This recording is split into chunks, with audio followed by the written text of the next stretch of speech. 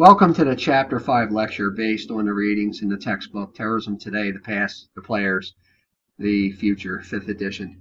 This is for the Crim 108 class. I am Professor Bill Perkins. We're going to get started.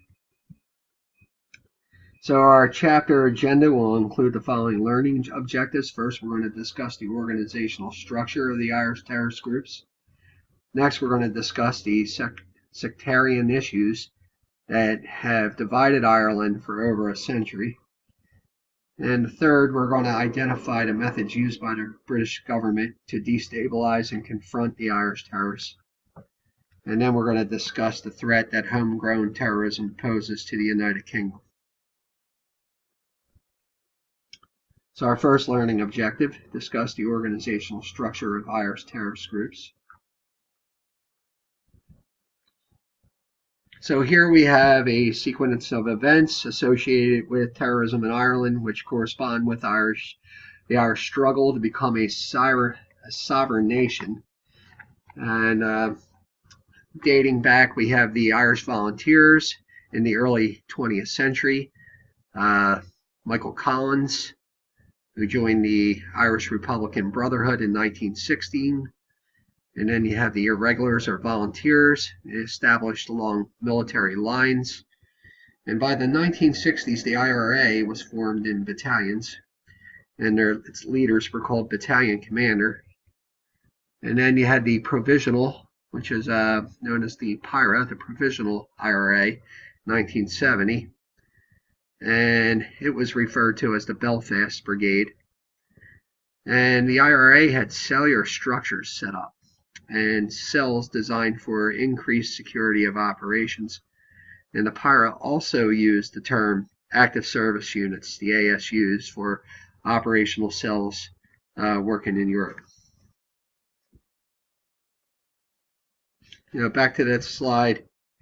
What you need to remember is that Irish nationalism, religion, housing, and jobs have been at the center of problems for more than 100 years in Ireland. And the terrorists that began operation under the banner of the IRB modeled themselves on army units. And this is held true for the modern day PIRA that refer to their strength in terms of brigades and battalions. So here we have a sequence of significant events associated with the Catholic and Protestant divide. And what's significant here and how everything broke out, especially in the late 1960s, is known as the Troubles. And so trouble broke out in the late 1960s. IRA was poorly equipped with outdated weapons.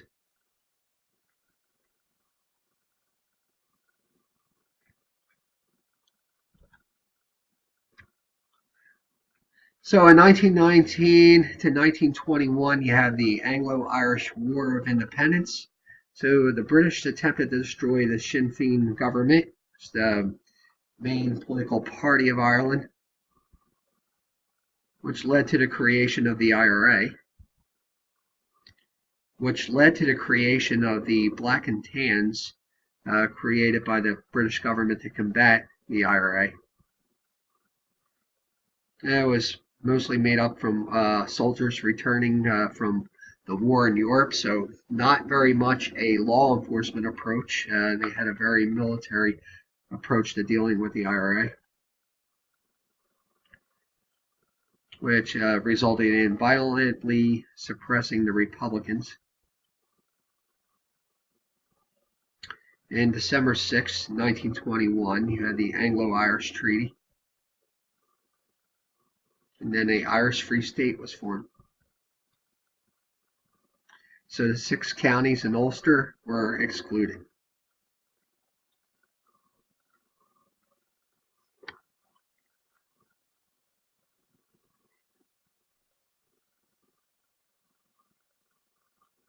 So the Civil War in Ireland. After voting in 1922, a civil war broke out. You had a Free State army that attacked the IRA headquarters in Dublin. The leader, Cathal Berga, was killed. and he had 11,000 anti-treaty Irishmen in prison. The IRA resistance ended in May of 1923. Moving on to the second learning objective, we're going to discuss the sectarian issues that have divided Ireland for over a century.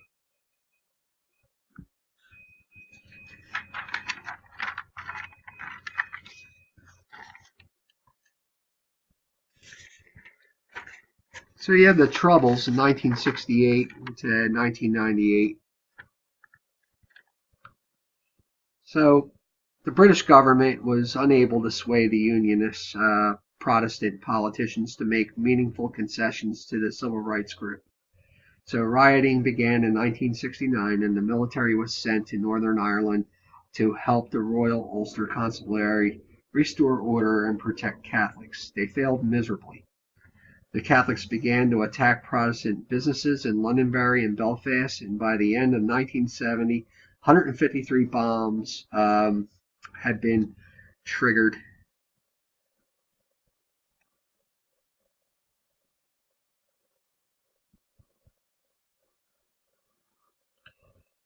So the political objectives.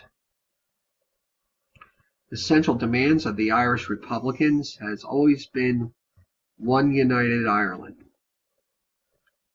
The approach by the old guard of the IRA in the 1960s was to establish Catholic and Protestant work groups and destroy capitalism and unite Ireland.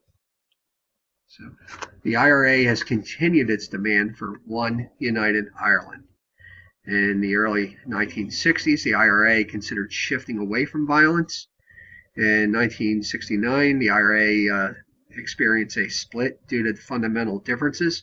This is very similar. You'll see this in other groups. We saw it with ETA in Spain, and you're going to see it throughout the textbook, where anytime you have a group that's trying to establish sovereignty, you're going to have some hardliners, real extremists within the group, and then you're going to have moderates.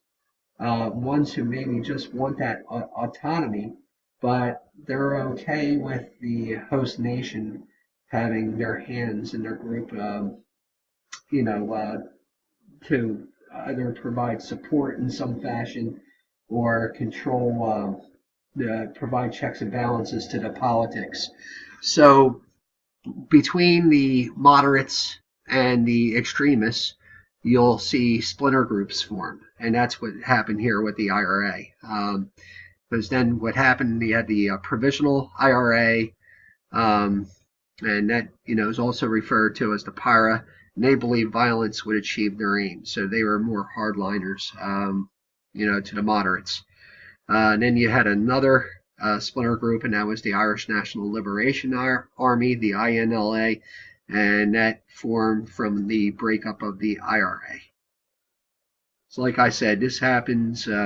This has happened throughout history with other factions or groups where the moderates and the hardliners divide, and then that results in what we call splinter groups. So this slide is an illustration of how Irish paramilitaries, both Catholic and Irish, commemorate the death of their members with murals depicting the struggle.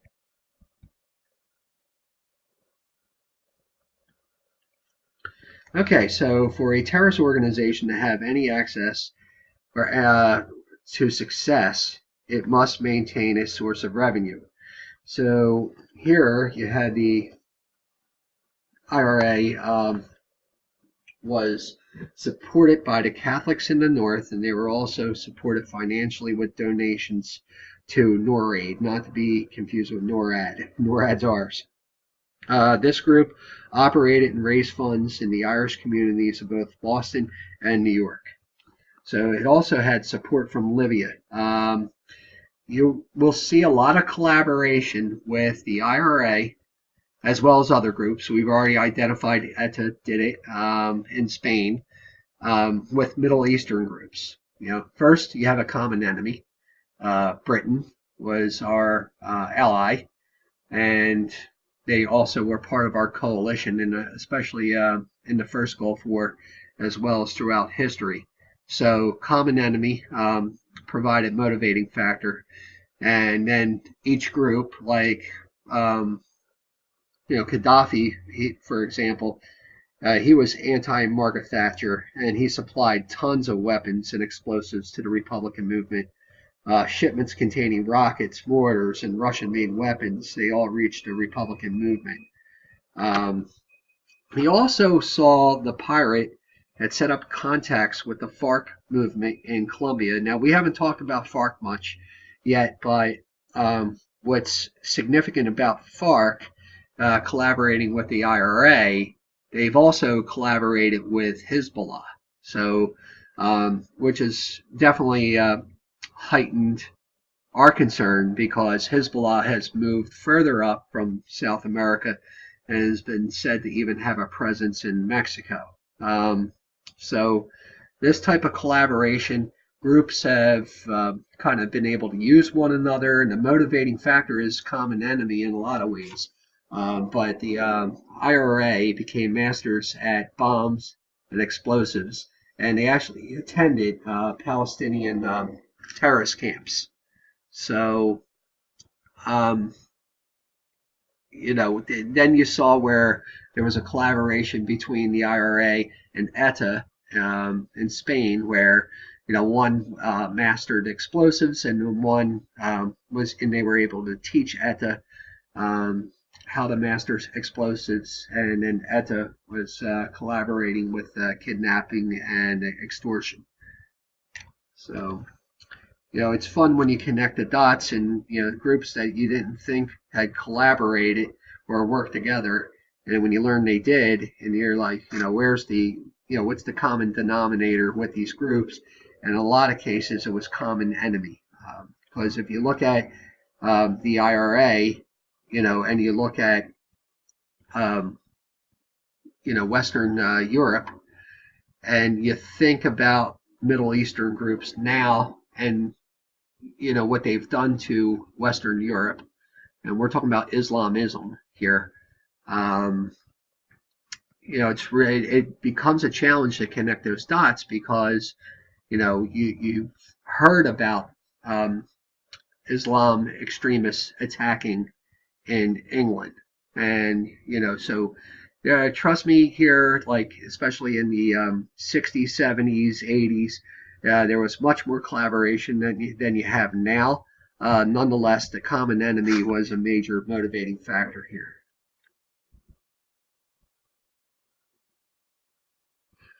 So the Provisional IRA targets. Okay, you had the British royal family, the British government, military bases, and civilian targets in Northern Ireland. So when the PIRA moved their campaign to the British mainland, they targeted for reprisal the parachute regiment mess hall, killing several workers. They also had targeted pubs in south of England, frequented by British soldiers. You figure you're dealing, with a faction versus infantries, and a large military. So terror was acts of terrorism, with furtive measures of bombs, car bombs, pipe bombs were the best methods to establish their cause. They detonated rockets in an attack on the Prime Minister's residence. And they also blew up a boat with the Queen's cousin on aboard. So they were definitely making a name for themselves.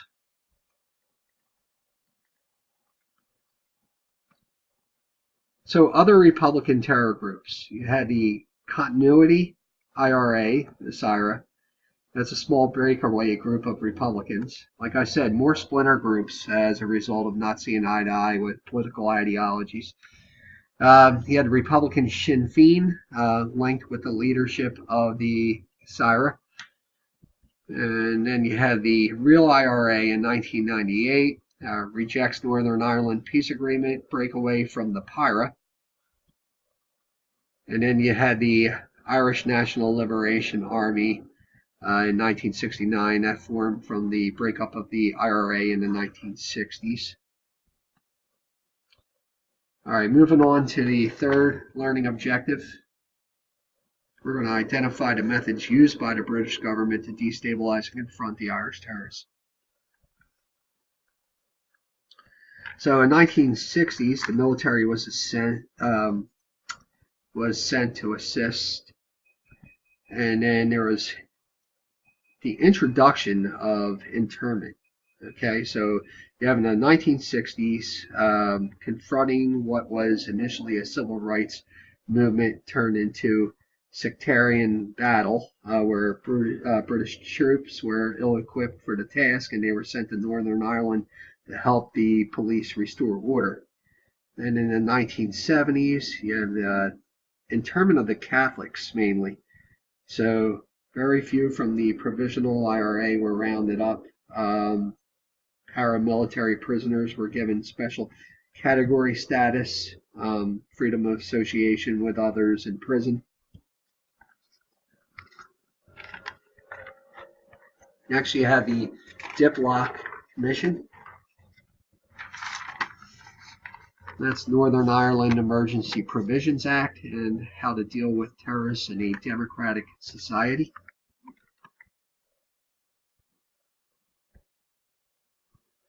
Next measure was using the British Special Forces, and that's the SAS, Special Air Service. Then you had the Northern Ireland Emergency Provisions Act in 1973.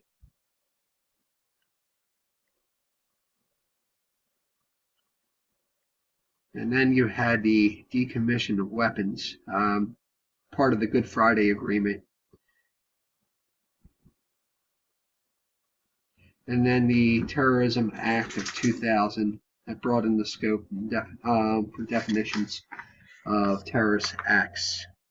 Remember in the first couple of chapters we covered how it was important to define terrorism, and that's exactly what was happening here. Scheduled offenses resulted in no bail in exceptional cases granted by a higher court. Resulted in police detention without warrant. Police could detain up to 72 hours, 4 hours if arrested by military. And the extensive powers of search and seizure. This was granted to all branches of the security forces in Northern Ireland. And the onus of proof reversed for weapons and explosive offenses. Those arrested required to prove their innocence. So it definitely wasn't a case of innocent until proven guilty.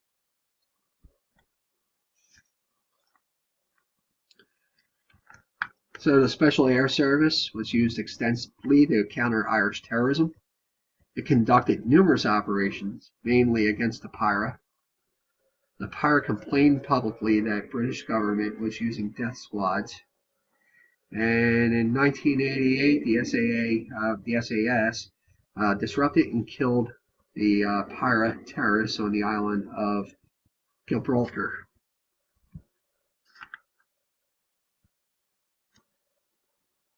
So in the month preceding the 9/11 attacks on the U.S., the whole peace process had been near to collapse due to most part of failure of the PIRA to decommission the weapons. So you had the 9/11 attacks on the U.S., which likely prompted the PIRA to pursue the peace process. You have to think of the motivating factors here. Number one, they were known to have collaborated with some of the groups that were being put on our watch list.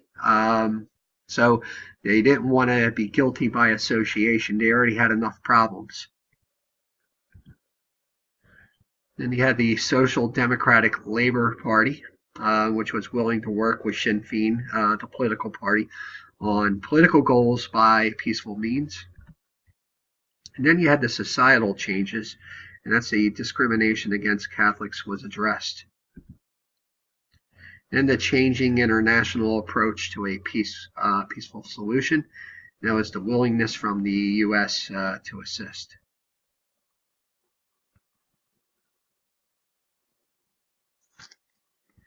So the process put in place would see prisoners convicted of scheduled offenses ultimately released. The commitment to total disarmament of military organizations. The independent commission will monitor, review, and verify progress on decommissioning of illegal arms and will report to both governments at regular intervals. So overall, return to normalcy as regards military presence in the north, removal of watchtowers, etc.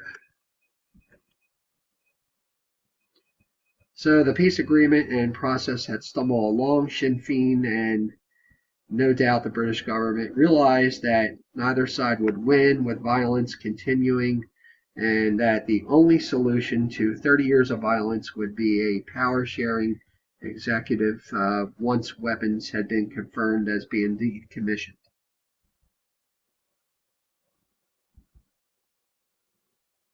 So in 1998, you have the Belfast Agreement, weapons put beyond use in October 2001, and the British began to reduce the security levels there.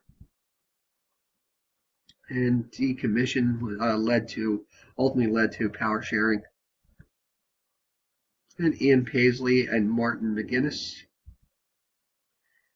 And 2007 became the first minister and deputy first minister.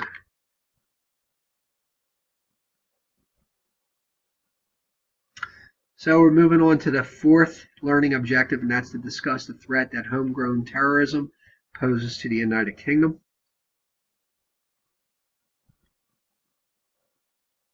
So the homegrown threat, large numbers of Asian immigrants reside in the UK. Second and third generation Muslims are unable to identify with their adopted country. I mean, we hear a lot of activity with Islamic extremists in the UK, especially now. Just like other European countries, it had a very relaxed approach to immigration. They were a true melting pot. Britain is viewed as the closest ally of the U.S. So again, we talk about that common enemy. And we have the freedom of speech with the Finsbury Park Mosque, which we'll talk about in a little bit. And the radicalized youth trained and indoctrinated for jihad.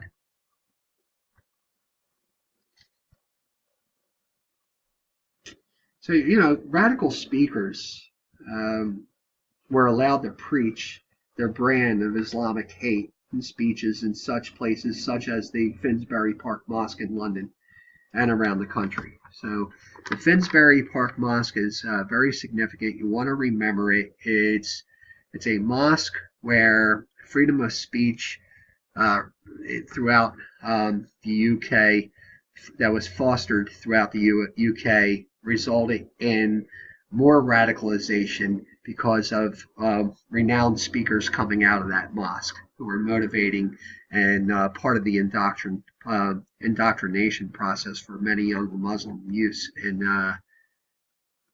throughout the United Kingdom. Here's one of them.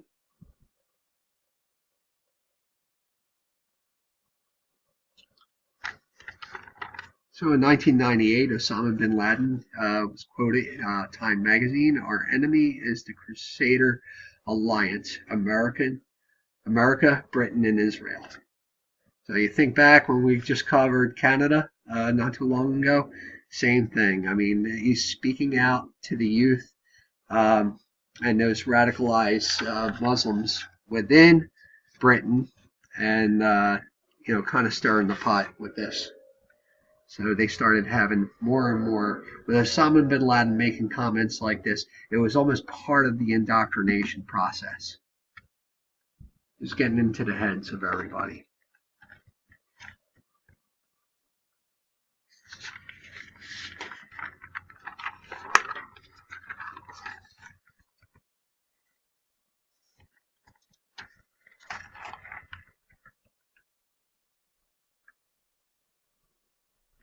So talking about diverse demographics.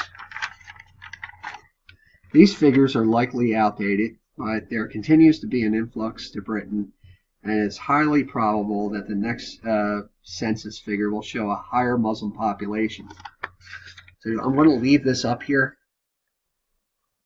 just for you to take it in. Again, you had a high influx, increasing population, not just from the relaxed immigration laws. Britain or UK was a lot better than France, and Germany when it came down to immigration. Nonetheless, there was the globalization we talked about in the earlier chapters was also happening during this time.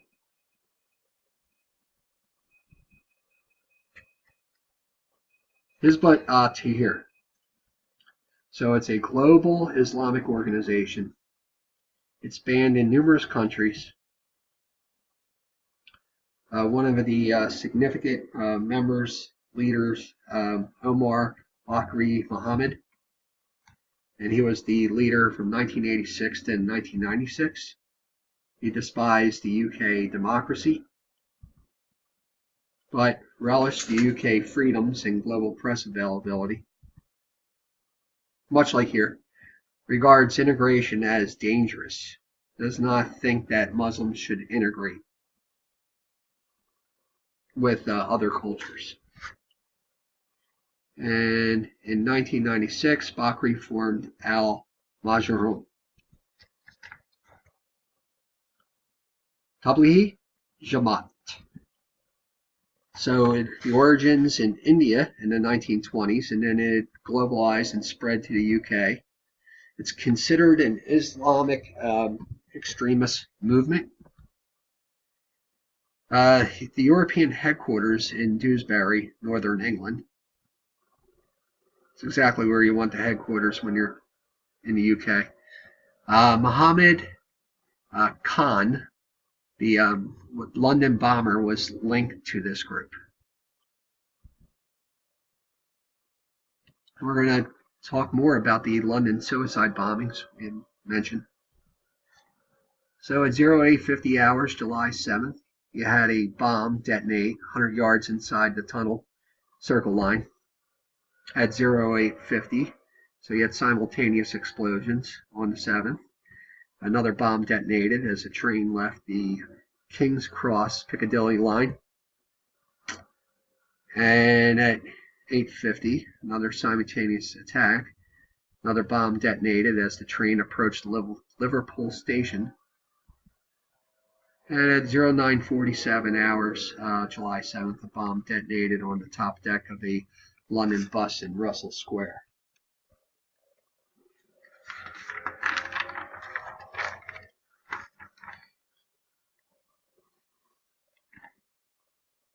So what most people believe, that who were involved in the investigation, is the bombing, this well orchestrated simultaneous attack, came amid to the high security in Scotland for the G8 summit and the announcement that previous day that London had been awarded the 2012 Summer Olympic Games.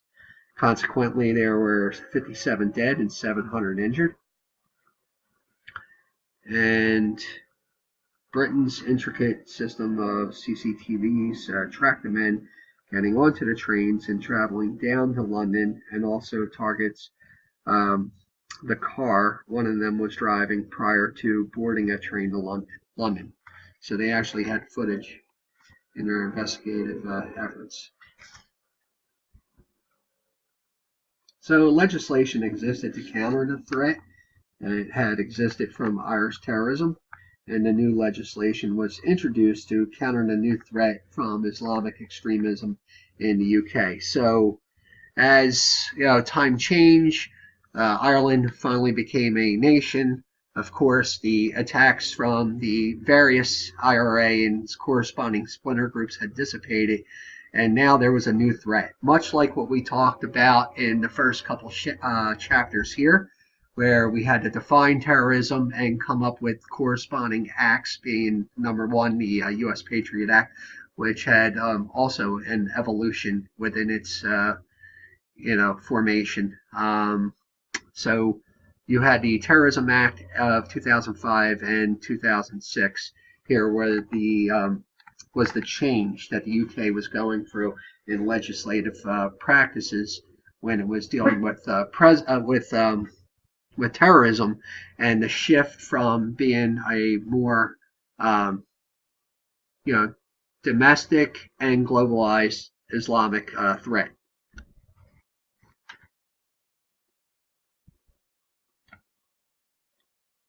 The Special Immigration Appeals Commission. It's a response to Islamic terror threats to the UK. It involves the Anti-Terrorism, Crime and Security Act.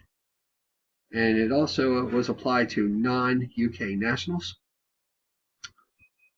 So the SAIC, Legal in Camera Forum, presided by 3 High Court judges, and the detainee has no right to know reason for detention. So it's much more stringent than even like the provisions that you see in our Patriot Act. And the Crown does not require to prove guilt. So they can be detained indefinitely, and it's very similar to the Guantanamo Bay detainees that we have.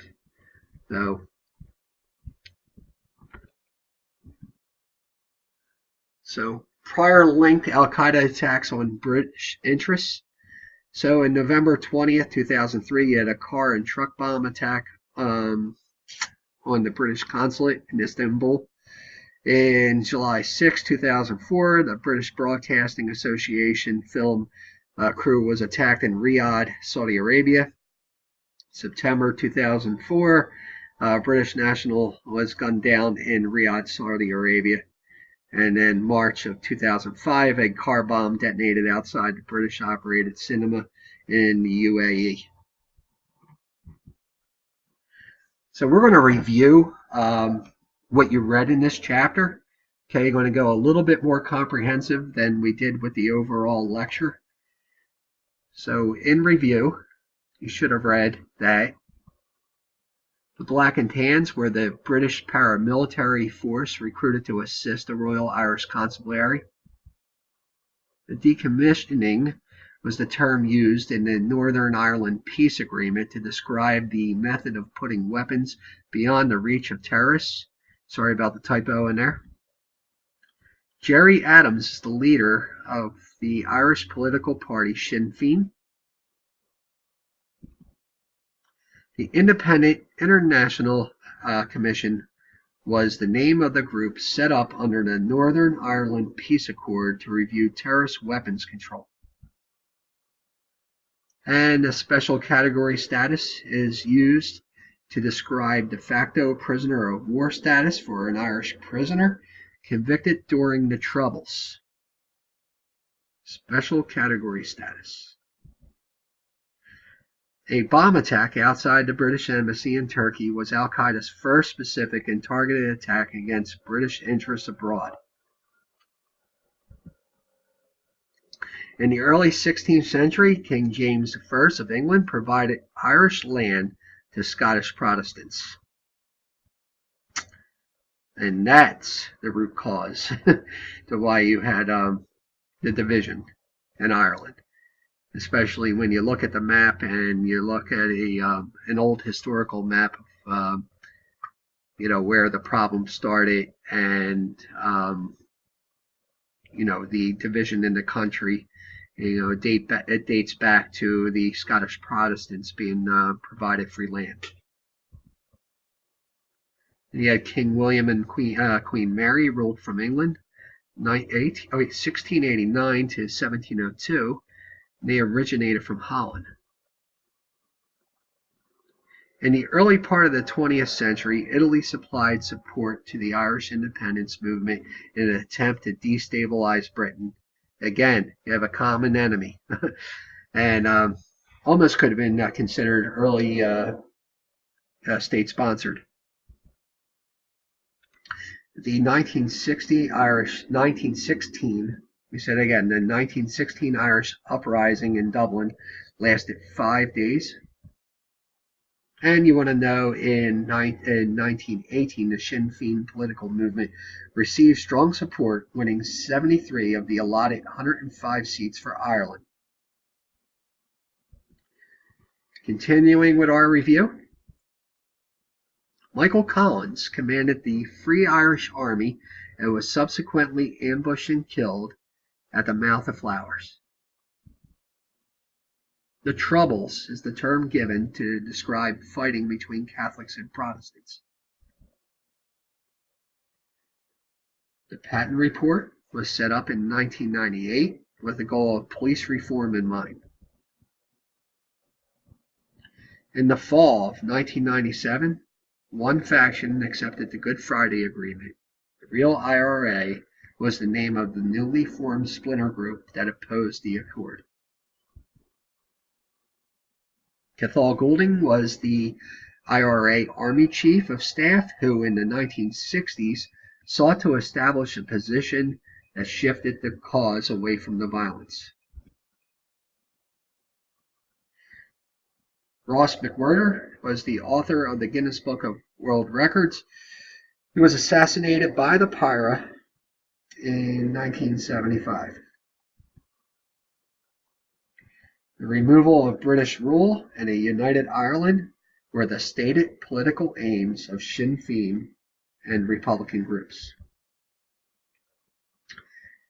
And the PIRA bomb attack on the Grand Hotel in Brighton was aimed at the Conservative Party. NORAID has successfully raised funds for the Irish in the United States. The PIRA had received support and weapons from Libya's Colonel Gaddafi. And relations between Britain and Syria deteriorated after the 1984 shooting death of London police officer Yvonne Fletcher. And the PIRA has been involved with selling weapons to FARC in Colombia. Finally, in this final review, the PIRA evolved from a loosely knit structure to one that operated along military lines, employing geographically based battalions and companies. The Irish National Liberation Army was responsible for the 1979 assassination of Éire Niamh, the British government spokesman on Northern Ireland. And the Ulster Loyalist Democratic Party was formed in 1989 as a political front for the Ulster Defence Association. The Ulster Defence Association aims to create an independent Northern Ireland, both within the European Union and the Commonwealth. The Red Hand Defenders, RHD, formed in late 1998 from a group of loyalist paramilitaries disaffected by the Good Friday Agreement. Internment was introduced in the 1970s as a means to curtail the paramilitary group. The provision within the Prevention of Terrorism Act to detain terror suspects for up to 7 days was determined to have violated the European Convention on Human Rights. Say that one again, that was a long one. The provision with the Prevention of Terrorism Act to detain terror suspects for up to 7 days was determined to have violated the European Convention on Human Rights. Special powers within the Terrorism Act of 2000 include special entry, arrest, and search and seizure authority without a warrant in certain circumstances.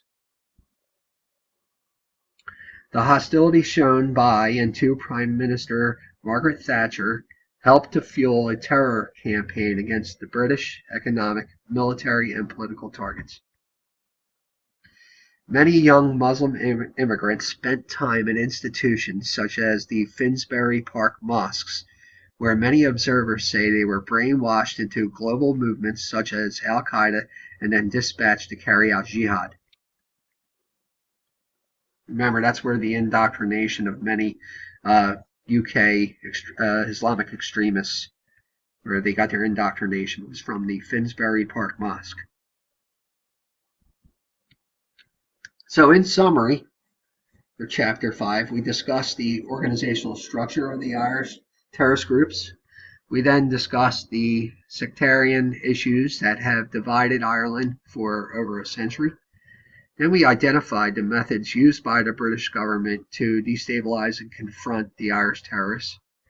Then we discussed the threat that homegrown terrorism poses to the United Kingdom.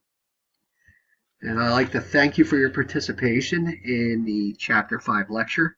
Stay tuned for the Chapter 6 lecture, and make sure you check Blackboard for all the deliverables and expectations for this chapter.